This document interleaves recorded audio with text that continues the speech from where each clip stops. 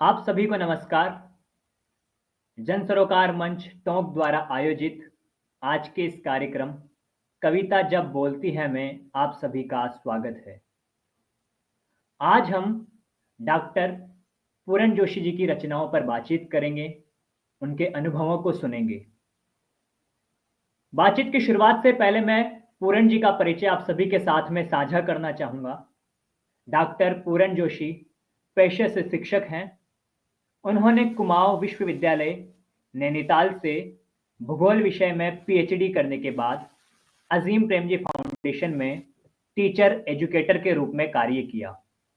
इस दौरान डॉक्टर जोशी को नेशनल ताइवान यूनिवर्सिटी की तरफ से एक ग्रीष्मकालीन कोर्स हेतु स्पॉन्सरशिप भी मिली। उन्होंने पर्यावरण संरक्षण से जुड़ी शोध परियोजनाओं में काम किया। वर्तमान में वे शोभन सिंह जीना विश्वविद्यालय अल्मोड़ा के भूगोल विभाग में अध्यापन कर रहे हैं। उनकी 2 संपादकीय पुस्तकें क्रमशः हिमालयी पर्यावरण और जनजातियों की समस्याओं पर प्रकाशित है। विभिन्न पत्र पत्रिकाओं में उनके लेख और कविताएं लगातार प्रकाशित होती रही है। लैंगिक भूगोल, जलवायु परिवर्तन और सिनेमा अध्ययन उनके मुख्य विषय हैं। डॉक्टर जोशी को हिमालय में यात्राएं करके मानव वातावरण संबंधों को समझना अच्छा लगता है। तो आइए आज की बातचीत को हम आगे बढ़ाते हैं। मैं एक बार फिर से पूरन जी का स्वागत करता हूं। आपका स्वागत है सर। धन्यवाद। बहुत बहुत मोहित। कविता बोलती है जैसा कि कार्यक्रम का नाम है। तो कविताओं से ही बात को शुरू करते हैं।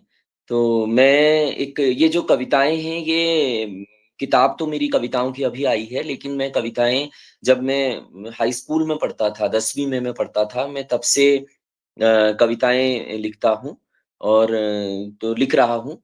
तो उन दिनों ये मालूम नहीं था एग्जैक्टली कि ये कविता है या कविता कहते किसको हैं, और अभी भी शायद ठीक से नहीं पता कविता किसको कहते हैं, लेकिन तब से मैं लिख रहा हूँ।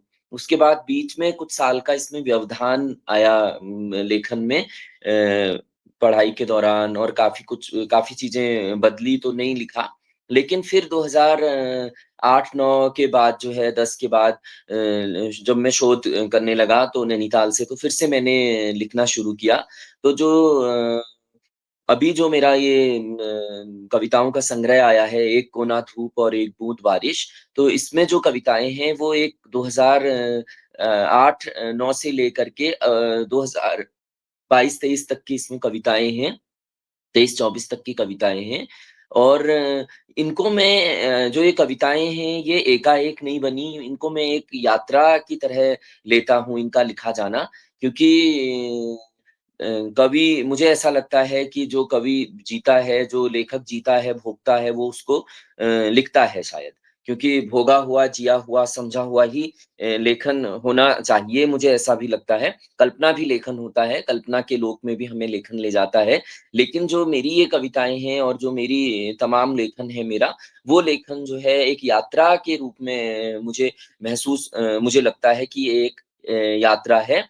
और इसी तरह से तो, और कविता जैसा आप कह रहे हैं कविता बोलती है, तो वास्तव में कविता बोलती है। वो हमसे बात करती है, प्रेरित करती है हमको, रास्ता सुझाती है हमको, और हम भटक रहे होते हैं, परेशान हो रहे होते हैं, तो हमको वो सच में वो बोलती है हमसे, बातें करती है वो हमसे।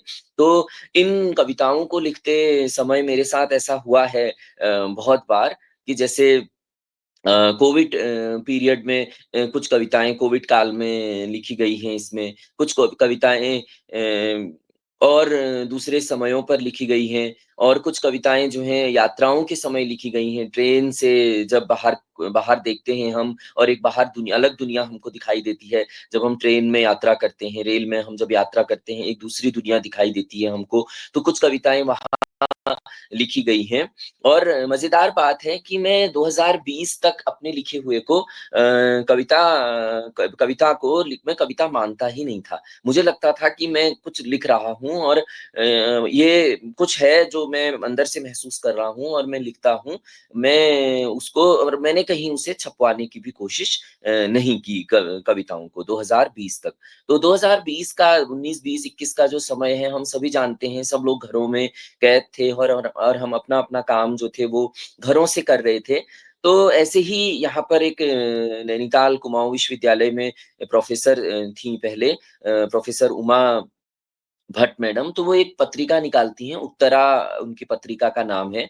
तो महिला विमर्श पर वो पत्रिका निकलती है और बेहतरीन पत्रिकाओं में से एक पत्रिका है वो। यहाँ पर कई लोग उसमें लिखते हैं और महिलाओं से संबंधित जो समस्याएँ होती हैं, जो बुनियादी समस्याएँ हैं और जो उनकी छोटी-छोटी सफलता की कहानियाँ हैं कुछ महिलाओं की, देश, दुनिया, समाज, लोकल में और ग्लोबली जो हो रहा है, वैश्विक तौर पर जो हो रहा है, उन सब में वो पत्रिका उसके लिए काम करती थी। तो और मैं उसमें लेख लिखा करता था और मैंने लिखना वहीं से शुरू किया था। 2007 में जो पहला मेरा लेख छपा था, तो वो उसी पत्रिका में छपा था। तो मैंने एक दिन ऐसे ही दिन में बैठे हुए थे और तो काम कुछ था होता नहीं था ख़ास, थोड़ा-सा काम होता था ऑनलाइन और उसके बाद ऐसे ही सब कुछ करते रहते थे। तो मैंने कुछ कविताएँ जो थी, एक औरत सीरीज़ की कविताएँ जो थी इस संग्रह में हैं, वो मैंने उनको भेज दी। और उन्होंने उनका उत्तर आया कि ये किसने तुमने लिखी हैं और 2-3 और भेजो, हम अगले अंक में इनको छापेंगे।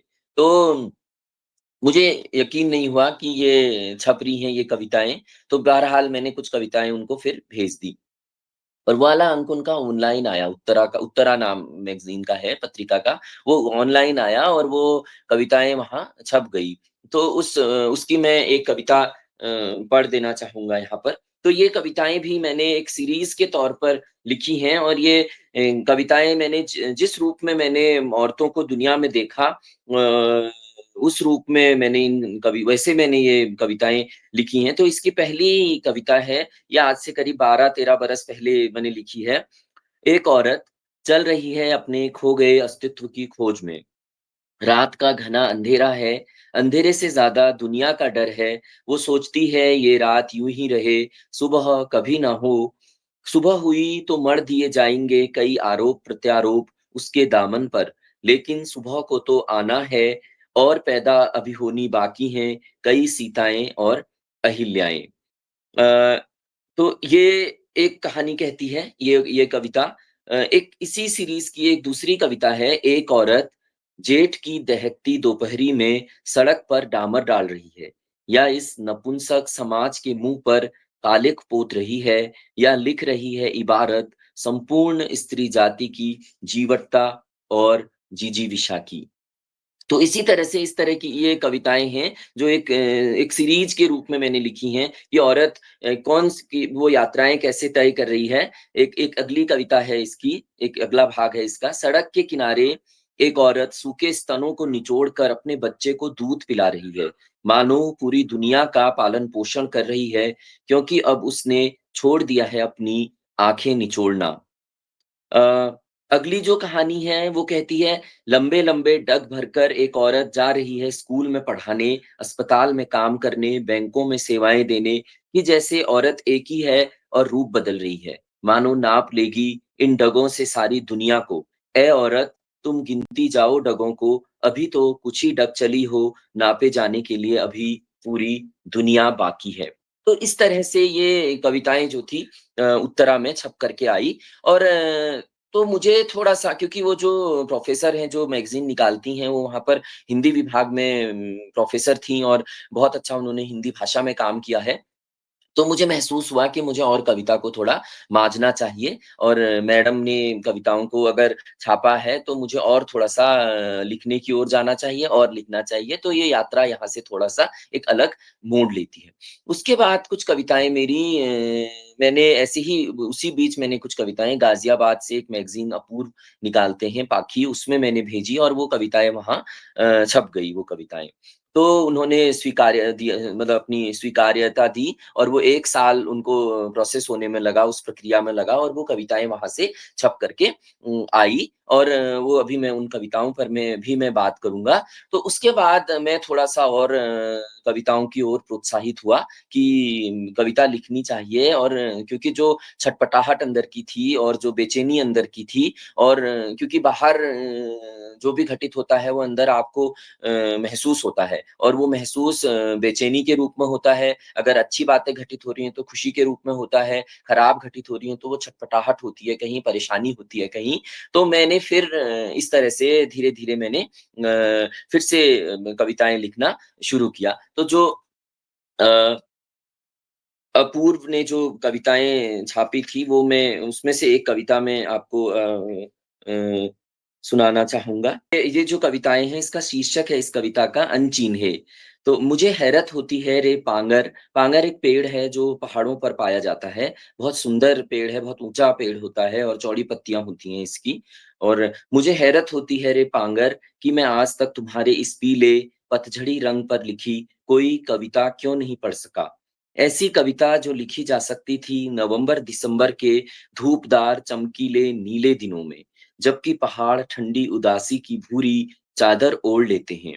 उस उदासी में वसंत का एहसास कराने वाले पांगर पर लिखी जा सकती थी कोई कविता। पांगर तुम ऐसे कैसे कविता की खूबसूरत दुनिया के बीच से अनचिन्हे रह गए। पांगर तुम ऐसे कैसे कविता की खूबसूरत दुनिया के बीच से अनचिन्हे रह गए। ठीक उसी तरह से जैसे मानव सभ्यता का विस्तृत इतिहास लिखने के दौरान महिलाएं, समलैंगिक, दलित, आदिवासी और किसान अनचिन्हे रह गए। ठीक वैसे ही जैसे मानव सभ्यता का विस्तृत इतिहास लिखने के दौरान महिलाएं, समलैंगिक, दलित, आदिवासी और किसान अनचिन्हे रह गए। तो ये कविता हल्द्वानी में एक कम्युनिटी रेडियो चलता है उत्तराखंड ओपन यूनिवर्सिटी का, तो मैंने ये कविता वहाँ भी उसमें भी ये सुनाई थी मैंने ये कविता।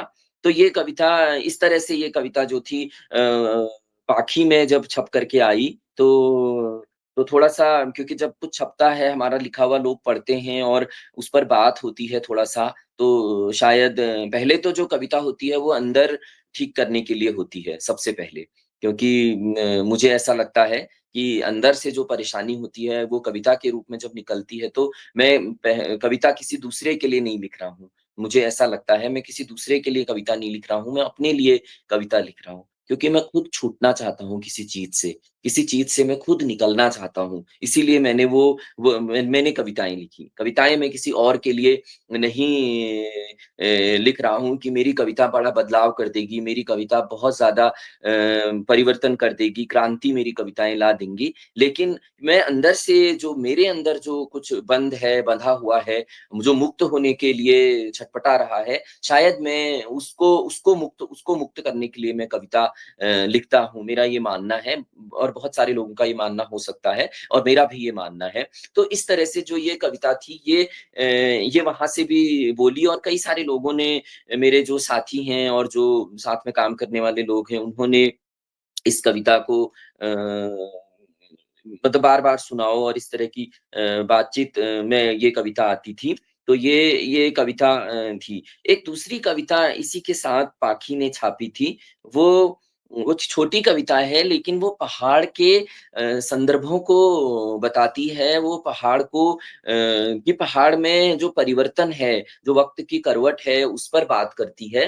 तो इसका जो शीर्षक है वो है वक़्त की करवट, इसका शीर्षक है इस कविता का।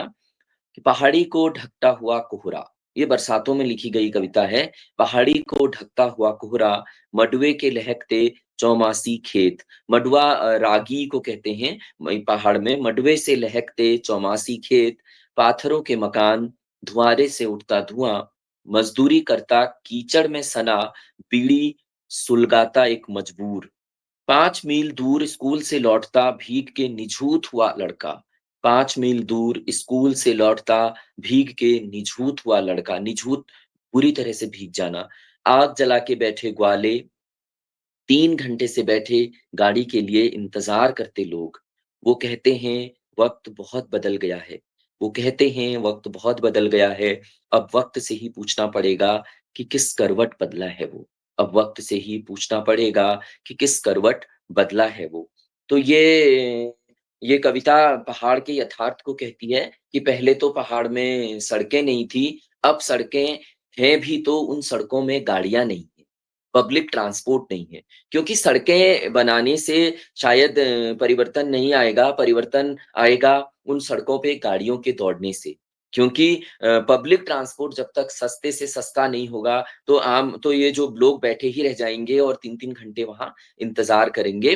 तो आज भी ये सच है पहाड़ के, तो हमारा जो जिला मुख्यालय है वो सड़क से लगभग कटा हुआ है 1.5 साल से। जिला मुख्यालय का जो शहर है अल्मोड़ा, वो सड़क जो है वो अक्सर बंद रहती है वो सड़क। बड़ा लैंडस्लाइड वहाँ पर एक हुआ है, तो उस कारण वो 1.5 साल से वो सड़क जो है बंद है और लोग 40-40, 50-50 किलोमीटर अतिरिक्त जो है वहाँ से जा रहे हैं। तो ये कविता भी पाखी में छपी थी और मैं उस यात्रा को दरअसल बताने की कोशिश कर रहा हूँ कि कविता लिखना और उसके बाद कविताओं का छपने का जो सिलसिला शुरू हुआ, वो कैसे आया। एक कविता 2013 में मैंने लिखी थी। 2014 में मैंने लिखी थी। तो मेरी कविता में पहाड़ के संदर्भ ज़्यादा हैं क्योंकि मैं पहाड़ में रहा हूँ, गाँव में रहा हूँ और पढ़ाई भी गाँव में करी है। तो फिर बाद की पढ़ाई दूसरी जगह करी है। तो और फिर पहाड़ के स्कूलों को भी समझने का, पहाड़ की शिक्षा को भी समझने का कुछ-कुछ मौका मिला और उन बच्चों को समझने का मौका मिला। तो ये कविता 2014 में लिखी लिखी हुई है। इसका शीर्षक है चिंताएँ। यूँ तो हमारे समय की चिंताओं में कई चिंताएँ हैं, लेकिन हमारे समय की चिंताओं में जो एक चिंता हमें लगती है, वो स्कूल की यूनिफ़ॉर्म पहने गाँव के बच्चों की, जो रोज़ सुबह निकल पड़ते हैं स्कूल के लिए। अक्सर दिख जाते हैं जंगलों से गुज़रती सड़कों पर, पहाड़ी पगडंडियों पर, कंधे पर स्कूल का बस्ता जो फटने के बाद ही बदला जाता है, या पॉलीथीन में रखी कुछ किताबें। हाथ पर कुछ सामान लिए हुए, जिसमें गाँव की छोटी-मोटी सस्ती उपजें, सब्जियाँ, दालें और दूध की बाल्टियाँ। जाड़े के दिनों में पतला स्वेटर और जूतों से निकलते अंगूठे, बरसातों में बदन से चिपकती कमीजें, अक्सर वो मिल जाते हैं स्कूल के लिए लंबी दूरियां तय करते। कतिपय हंसी ठिठोली में उस कठिन सफर को काटते। स्कूल में वही रटी रटाई पढ़ाई, मान्यताएं और नवाचार के नाम पर कुछ पूर्वाग्रह ही नजर आते हैं। पहाड़ी पगडंडियों पर सूरज की सुनहरी किरणें पड़ रही हैं। वो घरों से निकल चुके हैं। एक लिस्ट है हाथ में, शाम को क्या-क्या सामान लाना था घर का, जो कल बीत चुका है। एक और लिस्ट है उनके बचपन से किशोर हो रहे सपनों की। काश वे भी किसी बाजार में पाव भर आध किलो की रेट खरीदे बेते जाते होते, या किसी जंगली फल के पेड़ पर लगे होते और पत्थर मार के तोड़ लेते। किसी पर्यटक की कार अचानक बरसते जंगल में बंद पड़ जाती है, तो वे धक्का भी लगा देते हैं। रास्ते में मिलने वाले राहगीरों का बोझ बिन कहे उठा लेते हैं। ये सबक किसी ने सिखाया नहीं है उनको, ये तो बस जिया ही है उन्होंने। शाम में लौटते हैं घर को, बदन थक कर चूर हो जाता है। रात के लिए अभी लकड़ियाँ फाड़नी है या पानी भरकर लाना है नौले से, हैंडपंप से। एक-एक कुल्हाड़ी के साथ फट पड़ रहा है आक्रोश, कुल्हाड़े की एक-एक चोट के साथ टूट रहे हैं सपने, पानी की एक-एक बूँद के साथ पिघल रहे हैं ख्वाब। रोटी को सब्जी या नमक के साथ खाकर दर्द से टूटते बदन के साथ गिर पड़ते हैं बिस्तर पर कटे हुए पेड़ की तरह। शायद पगडंडियां भी सो रही होंगी उनके इंतजार में, शायद पगडंडियां भी अब सो रही होंगी उनके इंतजार में। तो इस कविता को ये जिया हुआ सच भी था और फिर बाद में काम करने के दौरान भी देखा हुआ सच भी था। तो ये कविता मेरे जो दोस्त हैं और जो मेरे साथ के लोग हैं उनको काफ़ी झकझोरती है और वो कहते हैं कि ये स्थितियाँ 25 साल, 30 साल पहले भी पहाड़ में थी और ये स्थितियाँ आज भी पहाड़ में हैं। आज कुछ हालत बदली होगी, लेकिन जिस तरह से हम बदलाव की बात कर रहे हैं, जिस तरह के बदलाव की बातें हो रही हैं समाज में, देश में या वैश्विक स्तर पर, क्योंकि वैश्विक स्तर से ही हम प्रभावित हैं ज़्यादा कि जो सूचना और प्रसारण की जो क्रांति आई है, मोबाइल तो सबके हाथ में है, लेकिन उस मोबाइल का इस्तेमाल क्या है? डेटा सबके पास है, लेकिन उस डेटा का जो उपयोग है, वो क्या किस चीज़ में उसका उपयोग किया जा रहा है? और तो वहाँ पर जो है शायद हम असफल रहे हैं मैं कहूँगा। तो ये इसलिए ये कविता जो है बहुत सारे दोस्त इसको कहते हैं कि बार-बार ये कविता अच्छी लगती है और ये कविता मुझे भी अपनी अच्छी लगती है क्योंकि इस कविता में कुछ-कुछ भोगा हुआ है, कुछ-कुछ जिया हुआ है और कुछ देखा हुआ है। तो इस तरह से तो कविता बोलती है, तो सच में कविता बोलती है, तो ये जो बातचीत चल रही है हमारी इसमें कि कविताएँ बात करती हैं, वास्तव में कविताएँ बात करती हैं।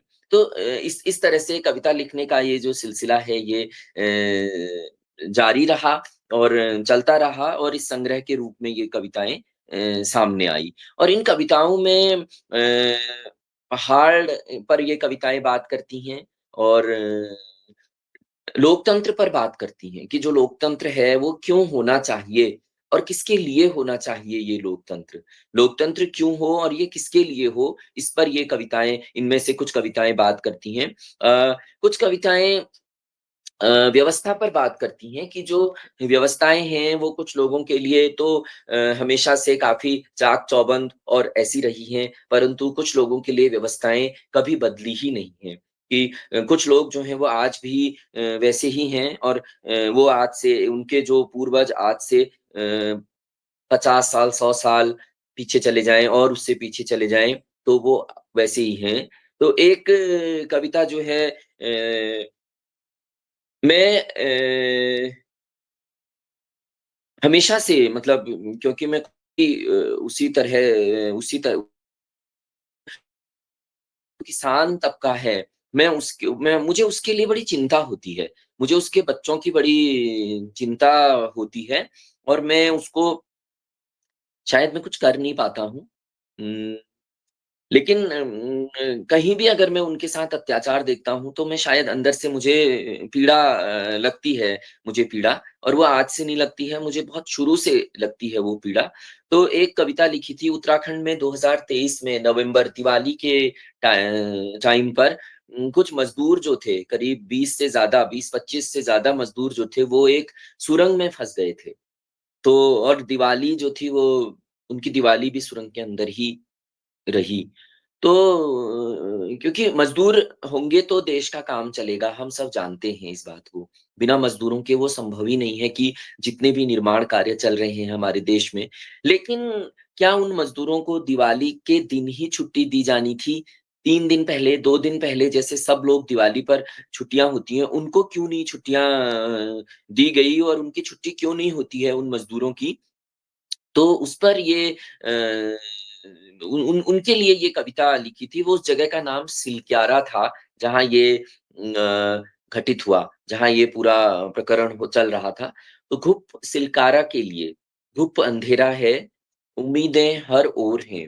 घुप अंधेरा है, उम्मीदें हर ओर हैं, रोशन सुराग कहीं नहीं। लेकिन फिर भी ये बात याद रखनी होगी कि ये शाह रात बीत ही जाएगी। लेकिन फिर भी ये बात याद रखनी होगी कि ये शाह रात बीत ही जाएगी और नीम अंधेरों में सुबह का ख़याल उजाले से कम तो नहीं।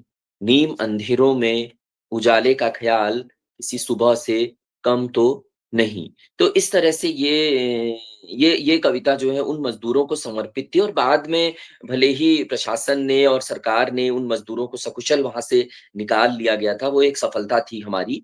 मैं उसे लोकतंत्र की सफलता कहूँगा क्योंकि उन मज़दूरों को वहाँ से निकाल लिया गया था। लेकिन ऐसी नौबत क्यों आती है हमेशा कि जो ये कमज़ोर तबके के जो लोग होते हैं, वो लोग अक्सर इस तरह की घटनाएँ उनके साथ हम देखते हैं। अभी हम राजस्थान की में का न्यूज़ पढ़ रहे थे कि ये जो एक स्कूल की छत टूट गई और उसके बाद जगह-जगह जहाँ ये हुआ कि सरकारों ने कहा कि जहाँ छतें कमज़ोर हैं, उनका ब्यौरा दीजिए, उनके बारे में बात करिए। तो हम दुर्घटनाओं का इंतज़ार करते हैं और उसके बाद हम फिर बात होती है। तो एक ऐसी ही कुछ कविता है, वो अभी हाल की लिखी हुई है कविता।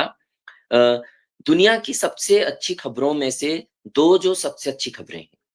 दुनिया की सबसे अच्छी खबरों में से 2 जो सबसे अच्छी खबरें हैं, वो हैं एक बच्चे खेल रहे हैं और दूसरी मज़दूर आराम कर रहे हैं। एक बच्चे खेल रहे हैं और दूसरी मज़दूर आराम कर रहे हैं। दोनों खबरें दुर्लभ हैं इस क्रूर से क्रूरतम होते जा रहे वक़्त में। दोनों खबरें दुर्लभ हैं इस क्रूर से क्रूरतम होते जा रहे वक़्त में। बच्चों का खेलना और मज़दूरों का आराम करना इस खूबसूरत दुनिया में जागती हुई आँखों और बड़े दिल के साथ देखा जाने वाला बेहद सुंदर सपना है। मज़दूरों का आराम करना और बच्चों का खेलना इस खूबसूरत दुनिया में जागती हुई आँखों और बड़े दिल के साथ देखा जाने वाला बेहद सुंदर सपना है। ईसा ने कहा था, "बच्चों को मेरे पास आने दो।" उन्होंने फिर कहा था, "हारे थके लोगों, मैं तुम्हें आराम दूँगा।" कहाँ हैं ये बच्चे? कहाँ गए सब हारे थके लोग? कहाँ हैं ये बच्चे? कहाँ गए सब थके हारे लोग? बच्चे मुँह अंधेरे स्कूल जा चुके हैं और क्लांत और मुख्य धारा से विस्मृत लोग क्लांत और मुख्य धारा से विस्मृत लोग लगे हैं काम पर। क्लांत और मुख्य धारा से विस्मृत लोग लगे हैं काम पर, ऐसा काम जिनके फ़ायदों पर उनका बिल्कुल हक नहीं।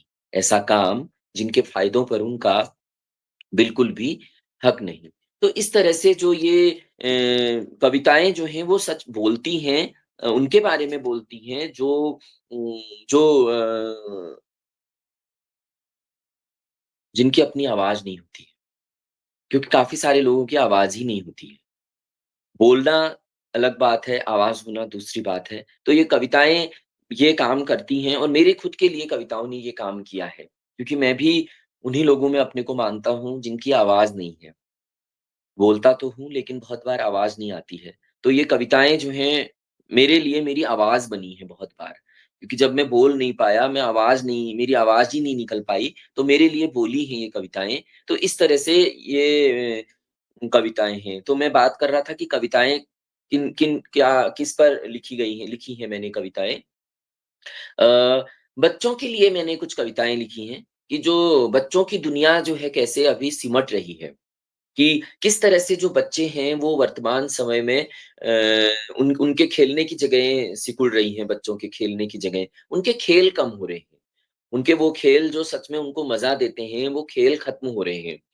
और वो लोग खत्म हो रहे हैं, वो जानवर खत्म हो रहे हैं, जिनके साथ बच्चों को हमेशा अच्छा लगता है खेलना। सारे बच्चे छोटे जानवरों के साथ खेलना पसंद करते हैं। बाहर निकलना पसंद करते हैं। खुली हवा में साँस लेना पसंद करते हैं। लेकिन ऐसा जो वक़्त है कि इस तरह की चीज़ें बच्चों के लिए बहुत मुश्किल हो गई हैं। तो एक कविता बच्चों के लिए है। तो अलग-अलग तरह की कविताएँ जो हैं लिखी हैं, तो बच्चों के लिए एक कविता है। कितने दुर्भाग्यशाली बच्चे थे वो जो इस भयंकर तकनीक के दौर में जन्मे, क्योंकि उन बच्चों को रंगों की समझ फूलों, आसमान, धरती और पशुओं ने नहीं दी, बल्कि कंप्यूटर ने दी। कितने बदकिस्मत रह गए वो बच्चे जिन्होंने पहले बारिश के बाद की मिट्टी की सोंधी खुशबू ही नहीं सूंघी। कितने अधूरे रह गए वो बच्चे जिन्होंने गेहूं की बालियां नहीं देखी, बुरांश प्योली के फूल नहीं देखे। कितने अनजान रह गए वो बच्चे जिन्होंने कुत्तों के छोटे बच्चों और बिल्लियों से दोस्ती नहीं की, और जो गाय के लाल बछड़े और बकरी के छोटे मेमनों को छू नहीं पाए। कितने असंवेदनशील बन गए वो बच्चे जिनको हमने गौरैया का घोंसला नहीं दिखाया। कितने अंधकार में जिए वो बच्चे जिन्होंने बरसाती काली रात में जुगनू नहीं देखे। कितने अनसुलझे रह गए वो बच्चे जिन्होंने कपास के फूल से रुई की बाती नहीं बनाई। कितने बेमौसमी रह गए वो बच्चे जिनके कपड़े कभी भी रसीले आमों के रस से नहीं भीगे। और सबसे बड़ी बात जो है कितने बड़े अभागे थे वो माँ-बाप, जिनके पास बच्चों को सुनाने के लिए सारी कहानियाँ और लोरियाँ रीत गई। कितने बड़े अभागे थे वो माँ-बाप, जिनके पास बच्चों को सुनाने के लिए सारी कहानियाँ और लोरियाँ रीत गई। बच्चों के लिए तो ये बिल्कुल वैसा ही है, जैसा उनके लिए रखा गया दूध अचानक से खत्म हो जाए। बच्चों के लिए तो ये वैसा ही है, जैसा उनके लिए रखा दूध अचानक से खत्म हो जाए। तो इस तरह से तो बच्चों के लिए जो हम नहीं कर पा रहे हैं, जो होना चाहिए, हम उन्हें महँगे खिलौने दे रहे हैं, हम उन्हें कंप्यूटर दे रहे हैं, हम उन्हें बहुत सारी ऐसी बड़ी-बड़ी चीज़ें हम उनको दे रहे हैं, लेकिन शायद जो उनको वास्तव में मिलना चाहिए, हम उन्हें दे रहे हैं क्या? किसी को भी हम नहीं दे रहे हैं शायद वो चीज़ें मयस्सर ही नहीं हैं ज़्यादातर लोगों को। तो इस तरह से ये कविताएँ ये इस चर्चा को भी आगे बढ़ाती हैं। जैसा कि परिचय में आदिवासियों पर कुछ काम करने का मौका मिला है करके इन्होंने कहा था, तो बहुत ज़्यादा नहीं लेकिन मैं सोचता ज़रूर हूँ। तो कुछ कविताएँ आदिवासियों को समर्पित हैं, उन आदिम जो हमारे लोग हैं, उनको समर्पित हैं कुछ कविताएँ कि क्योंकि मैंने भूगोल पढ़ा है, तो मैं उस दृष्टिकोण से भी दुनिया को देखने की कोशिश करता हूँ कि अगर ऐसा नहीं हुआ होता, तो क्या हुआ होता? तो जो इसमें पहली कविता है, शोषण का वैश्वीकरण। अमेज़न के इन घने जंगलों को हम्बोल्ट जब अपने कदमों से नाप रहा था, एंडीज पर वो तेजी से चढ़ा, अमेज़न नदी के पानी को उसने छुआ और मैं इस घटना के सदियों बाद हिमालय पर बैठा हुआ आज महसूस कर पा रहा हूँ उन कदमों की आहट, उसकी चढ़ी हुई सांसों की धुन कि किस कदर पूरी धरती में समाई हुई है वो एक ही आत्मा जो करती है जोर से क्रंदन और बताती है दोनों अमरीकी और दक्षिणी महाद्वीपों के मूल निवासियों की करुण गाथा को, जो करती है क्रंदन और बताती है दोनों अमेरिकी और दक्षिणी महाद्वीपों के मूल निवासियों की करुण गाथा को।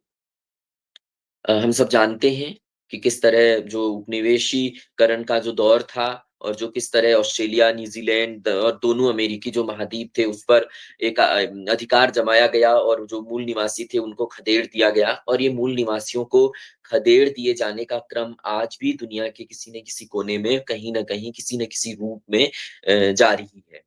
और मूल निवासी जो हैं, खदेड़े ही जा रहे हैं, उनको उनकी ज़मीनों से निर्वासित किया जा रहा है, उनकी ज़मीनों को छीना जा रहा है और उनके साथ दुर्व्यवहार किए ही जा रहे हैं। तो ये हम्बोल्ट से ये कथा मैंने शुरू की है।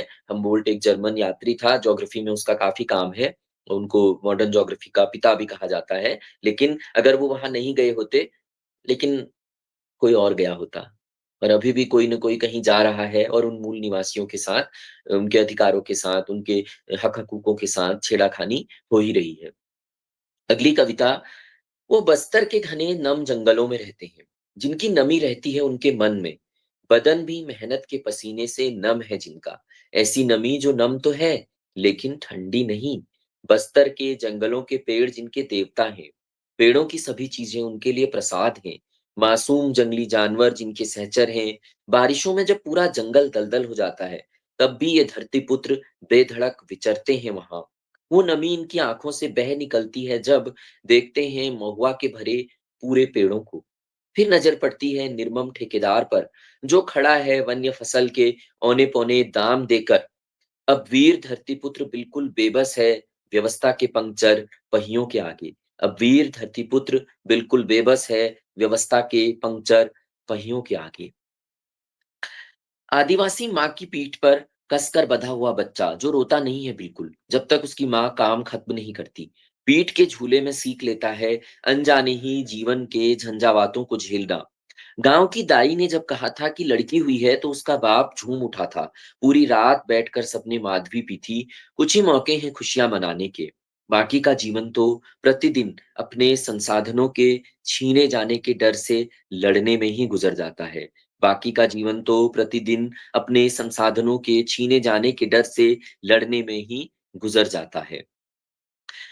सभा आज दुनिया के सब एकलव्यों ने एक सभा बुलाई है अत्याचार से मुक्ति को, क्योंकि युग चाहे कोई भी हो, द्वापर सतयुग या कलयुग, हर बार क्यों कोई द्रोण काट लेता है उनका अंगूठा, छीन लेता है उनकी दक्षताएं, अकुशल अर्जुनों को बचाने के लिए, जबकि राम को भी नदी पार करवाने वाले वही कुशल हाथ हैं, जबकि राम को भी नदी पार करवाने वाले वही कुशल हाथ हैं। तो इस तरह से इन कविताओं का जो जन्म हुआ है वो इसी सोच में हुआ, जो सोचा, जो पढ़ा, जो देखा, उसको लिखा और दोस्तों को सुनाया, दोस्तों तक पहुँचाया। तो ये तो मेरा जो जैसे इन्होंने कहा कि वो अपनी रचनाओं पर बात करेंगे, तो रचनाओं पर बात करने जैसा विशेष कुछ है नहीं कि बहुत कुछ ऐसा लिख दिया जो अमर हो जाएगा। लेकिन ऐसा जो अंदर से जिसने उद्वेलित किया, जिस बात ने परेशान किया, उस बात को लिखने का प्रयास किया, उस बात को कविता में लिखने का प्रयास किया। मैंने इस किताब की जो भूमिका है, उसमें भी मैंने लिखने की कोशिश की है कि कविताएँ जो होती हैं, वो लगती तो बहुत नाज़ुक हैं, लेकिन वो अंदर से बहुत मजबूत होती हैं और वो कई लोगों को वो मजबूती देती हैं और सबसे पहले वो कवि को मजबूती देती हैं, जो उनको लिखता है। तो इस तरह से इस संग्रह में और जो शेष जो लिखी हुई कविताएँ हैं, वो कविताएँ प्रकृति की बात करती हैं, संरक्षण की बात करती हैं और लोकतंत्र को बत ब बने रहने और बचे रहने की बात करते हैं क्योंकि मेरे जैसे और दूसरे बहुत सारे लोगों के लिए इसका बचा रहना और बना रहना जो है वो बहुत आवश्यक है। नहीं तो बहुत सारे लोग बहुत सारी परेशानियों में पड़ जाएँगे जैसे दुनिया के बहुत सारे हिस्सों में हो रहा है, तो वो नहीं होना चाहिए। तो इस तरह की बातचीत भी ये कविताएँ करती हैं और इनमें कमियाँ भी हैं क्योंकि मैं बहुत ज़्यादा मैं एक अपने को कवि या लेखक कहने में तो बहुत झिझक महसूस करता हूँ। बहुत ज़्यादा मुझे हेजिटेट मैं करता हूँ, हेजिटेशन होती है मुझे। बस लिखता हूँ। तो मुझे मेरी ओर से तो अभी यही बातचीत है इनके बारे में और तो शुक्रिया कविता बोलती है के लिए और इस बातचीत के लिए।